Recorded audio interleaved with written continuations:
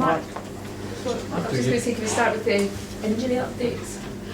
Injury updates, illness updates actually. We had to shut down the club yesterday. We had the entire under-20s wiped out by a virus. We had 6 of the first team squad showing symptoms.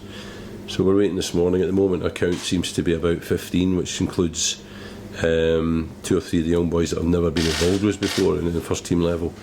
So it's looking pretty grim at the moment with Lasley, Pearson, Louis Lang all injured. I would say we've probably got of the team that's been starting of late, we've probably got about 6 training this morning. So how difficult is it when you see illness sweeps through the under-20s to try and keep them away from the first team? Well, I think we've probably done that, but as I say, 6 of the other ones were sent home yesterday showing symptoms. So boys that for instance, Chris Cadden, Ben Hall, players like that, they share that dressing room, so they're in it as well. They're not here the day they've got it. So boys that are mixing and sharing flats and all that are getting it. So just what can you do? How concerning was that for you, given the game you got on Saturday against Aberdeen? Well, I think if we turn up tomorrow with another 3 or 4 missing, then we would be considering seriously whether the game can go ahead. But if I get 9 or 10 of the ones that have been playing every week, then I'll be quite happy, quite content to go into the game. I don't want to go into the league with 6 though. Are you considering then just now potentially making an appeal to the league as it stands, or? Not as it stands, but tomorrow morning, if we had another 3 or 4, as I say, or 4 or 5 showing these symptoms and unable to train, then it'll leave me with no choice. I might only have 9 players, including the entire under-20s. I'm not talking about not including the under-20s. I'm talking about at the football club. So I can't go into a football match with 8 or 9 players. You know about your boots? 3 stones too late for that. How frustrating is it, given the good run that you're on as well? Okay, it happens. These things happen. These sort of things you just take in your stride and deal with it. It's like I say, if I've got 11 or 12 players tomorrow, that'll be fine. And we'll get on with it. I'm not going to complain about that. These things happen. If we've only got 9, I can't play the game. So we can get on with it and we'll play it at a later date. So it's fine. It's fine. Have you seen anything like this before? Going through? No, I haven't. Not to the extent it has. Never, ever. I've had little bouts where a few people had the flu, but I've never seen this where everybody's wiped out. I've got a bit of a cold, but it's not what they've got. I think I just got a cold on Friday night from being on the touchline and shouting and stuff, But this is something different. It's quite deep set, coughing, spluttering, and temperature, fever, and all that sort of thing. What about this run you're on? Given it's Aberdeen as well, who are doing well in the league, is this made for a good game? Well, I think it's made for a great game, because I think we are one of the form teams. I think we've won 4 out of 5. We're playing well. We want to maintain that run. We want to make sure we escape that, with as many points as we can. To if we end up in the bottom 6, we want as big a cushion as we can to the second bottom position. If we could do better than that, then that would be fantastic. So we want as strong a team, obviously, as we can get out there. We also have a responsibility of the competition that we've still got Celtic to play. So I don't particularly want to go into the Aberdeen game with half a team and then have a full team out against Celtic. I want it to be fair. I want to beat them both with the same team. You could go 4th if you win at the weekend. Does that show that now you're very much looking up, or are you still looking behind you as well? I think mathematically we all feel the same. Even St Johnstone and Ross County after their draw last night, I would imagine that, not sure, but maybe they're mathematically, they could still slip into the bottom 6 certainly, and after that, with another 5 games, they could still end up in the bottom. So I think we're all in it. So I think until you're either in the top 6 or you have enough points to make sure you're secure, which is probably the same thing, then you can't be complacent. You've got to think down the way rather than up the way. Do you think there's you would know the mindset of going for a league title, but with Aberdeen as well and where they are, and it's been 30 years since they've won it, does that add more pressure on them, and knowing that mindset, can you take advantage of that? No, I think they've shown that the situation they're in isn't phasing them. You know, they've went behind at Partick Thistle and they've come back and won. They've shown that they've got the resolve. So I don't think whether it's us or anybody else, I think they're fully focused. I think they've managed to shut the whole thing out of their minds, and they're concentrating on that old cliched one game at a time. That seems to me the way they're doing it, and it's working well for them. So I don't think there's any advantage to be gained for any reason other than, you know, if we're better than them. Do you think it will go the distance? At the top? Absolutely, yeah, absolutely. I think it may come down to the I mean, if Celtic, you know, win their game in hand, then obviously, and keep winning at the same rate as Aberdeen, then that means we might go into the game against Aberdeen with a 4-point lead. So a draw would probably finish it. But if somewhere along the line Celtic slip up and draw a game that Aberdeen win, then suddenly, you know, going into the game head to head, it could be, you know, the old swing-omer. You know, they could easily need to beat. I mean, I would have thought that Derek would take today having to beat Celtic to win the league. You know, to have a chance of winning the league. So yeah, I think it'll be close. Is that another incentive for you to be in the top six, to be involved in these big games? Yeah, I mean that for me is the thing. You know, I'd love to be in the shake-up. You know, definitely. You know, I think that if we can't have a flavour of you know, being in contention, as it were, then we can certainly you know, be a thorn in people's flesh. So yeah, I'm up for that. Yeah.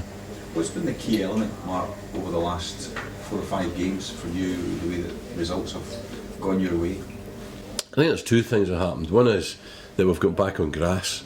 You know, over the period of January and that, we were training inside at Ravenscraig. We were on the AstroTurf. Training was off. We were going in the gym. We were training maybe one day out of 10 on grass. A couple of games were off. Things were disrupted.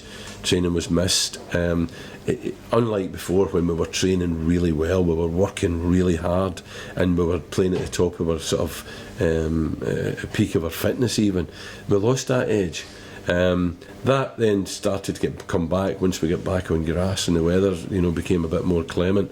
And also the 3 strikers. I've taken Marvin Johnson off the left-hand side and put him through the middle with the other 2, and that has worked really well for us. Those 3 have made it work.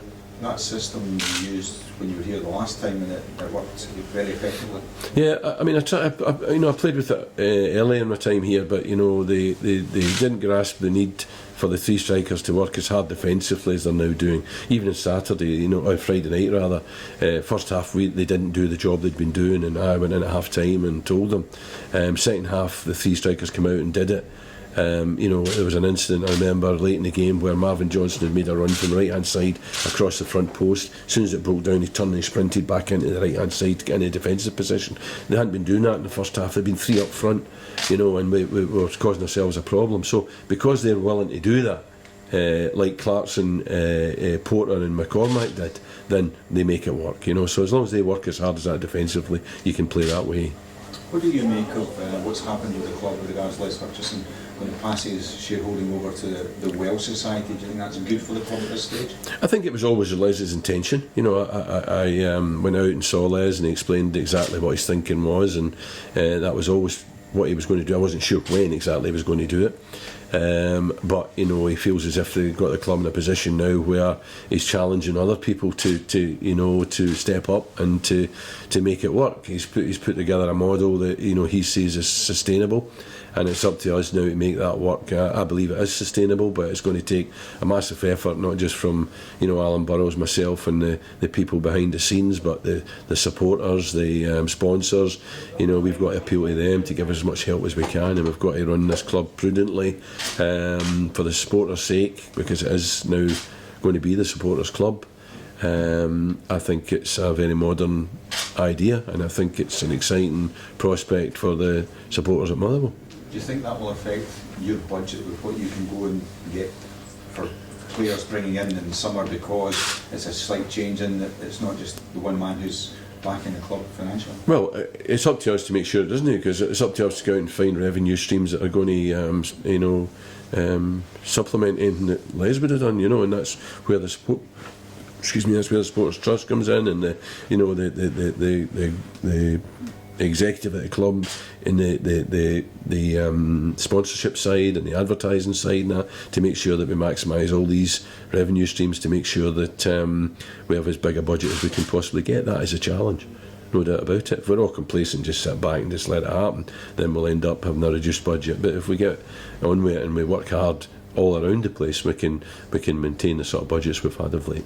I take it you've never encountered this in your previous managerial jobs with any of the clubs that you've been with? No.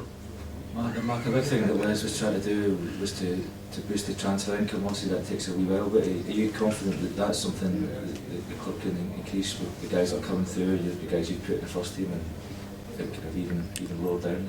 Yeah, well, when I went to Barbados to see Les, that was one of the elements of it that he felt was going to be critical to the whole thing working, was that we had to really work hard with the academy, with Scott Leach, getting those boys up to Stephen Craigan, the under-20s, and getting them in the first team as quick as possible.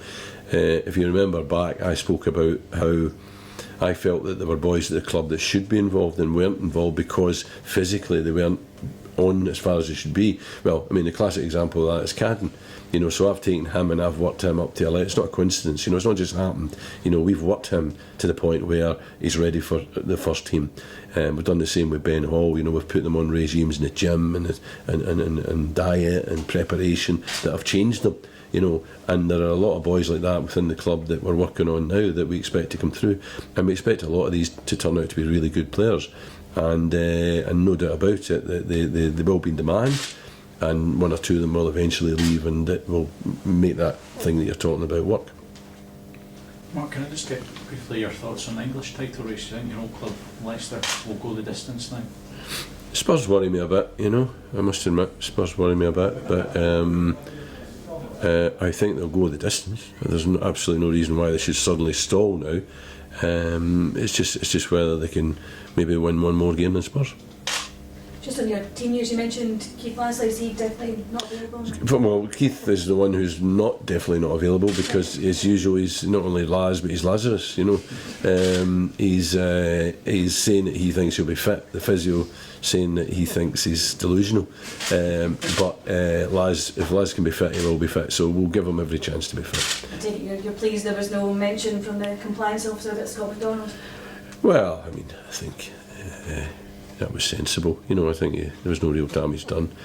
It was a wee bit impetuous, but Scott's like that, and rightly, I think I've told him what I think, and I'm not happy when players do anything that's not, I don't mean not within the rules, but you know what I mean. Some things are unnecessary.